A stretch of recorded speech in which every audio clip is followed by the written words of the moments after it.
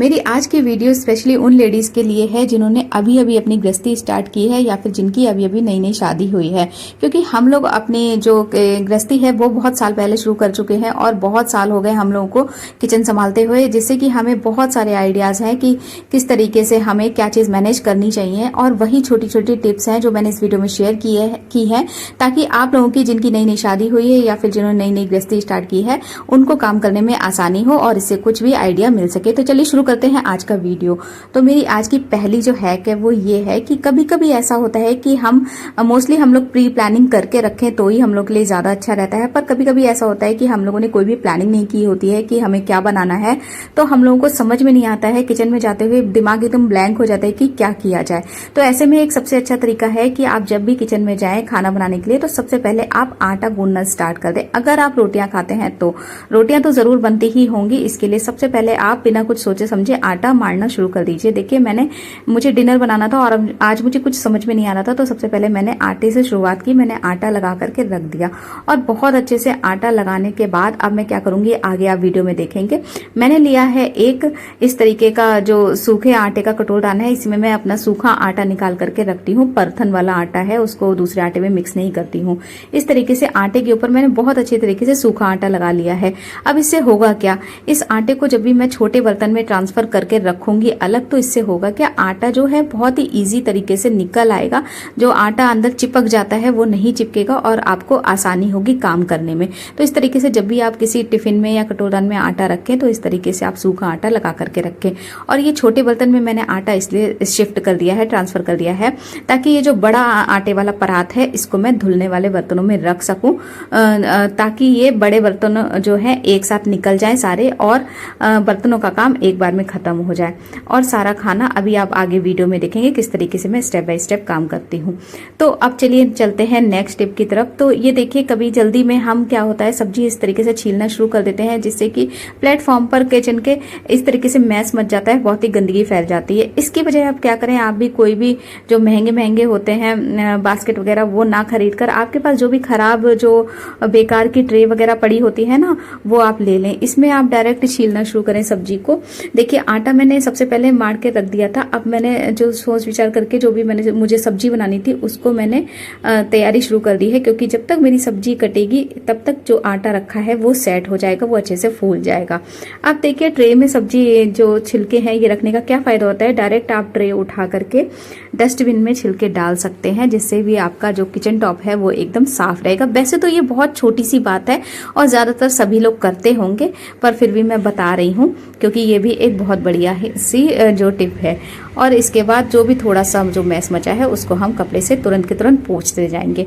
अब लीजिए ये है नेक्स्ट हैक जो बहुत ही काम का है। इसके बाद देखिए मैंने सब्जी छौंक दी थी और ये सब्जी मेरी बनके तैयार हो चुकी है। अब मैं क्या करूंगी, भी मेरी जो सब्जी बनी है उसको मैं कढ़ाई से किसी दूसरे छोटे बर्तन में ट्रांसफर कर दूंगी, जैसा कि आटे के साथ किया था। आटे को मैंने छोटे टिफिन में ट्रांसफर कर दिया था, अब वैसे ही सब्जी को भी मैं दूसरे किसी बर्तन में ट्रांसफर कर दूंगी।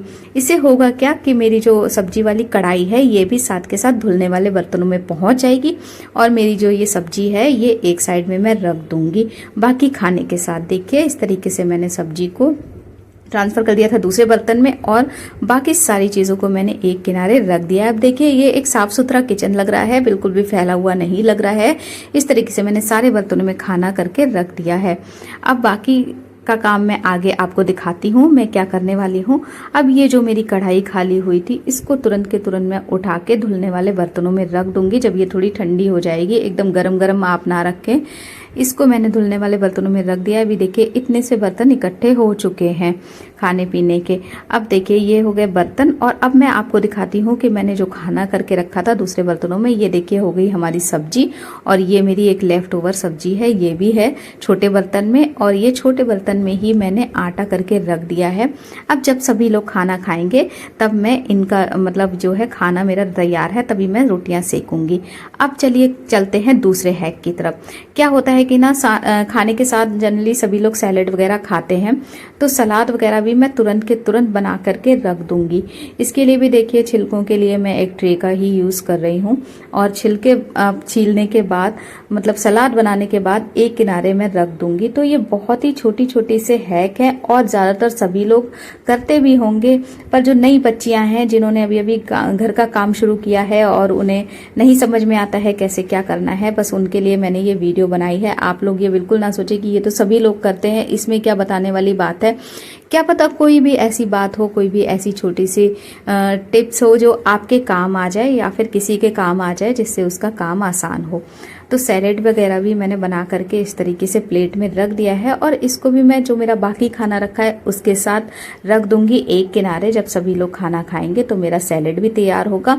आटा मना रखा है, सब्जी बनी रखी है, बस मुझे गरम गरम रोटियां सेकनी रह जाएंगी। अब चलते हैं नेक्स्ट काम की तरफ।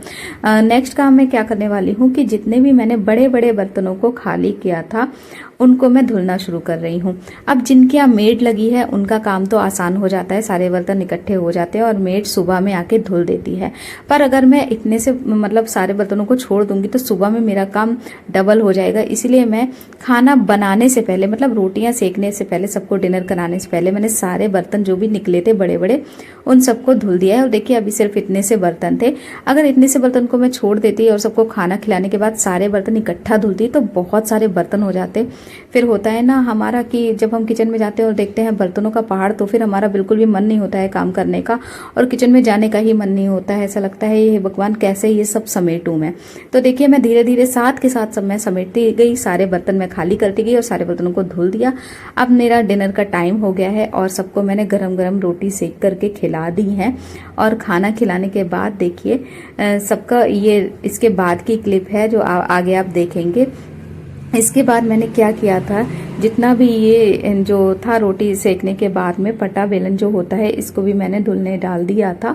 और ये देखिए खाना सभी लोग खा चुके हैं। इसके बाद आप देख सकते हैं ये 3-4 प्लेट्स ही निकली है, बहुत ज़्यादा बर्तन नहीं है। अगर मैं पहले वाले बर्तनों को छोड़ देती और बाद में इतने बर्तन और धुलती तो बहुत सारे बर्तन हो जाते। अब मुझे कोई भी प्रॉब्लम नहीं है इतने से बर्तन धोने में, चाहे मूड हो ना हो, तबीयत ठीक हो ना हो, थोड़े से ही बर्तन है इनको भी मैं धो दूंगी और मेरा सुबह का काम बहुत आसान हो जाएगा।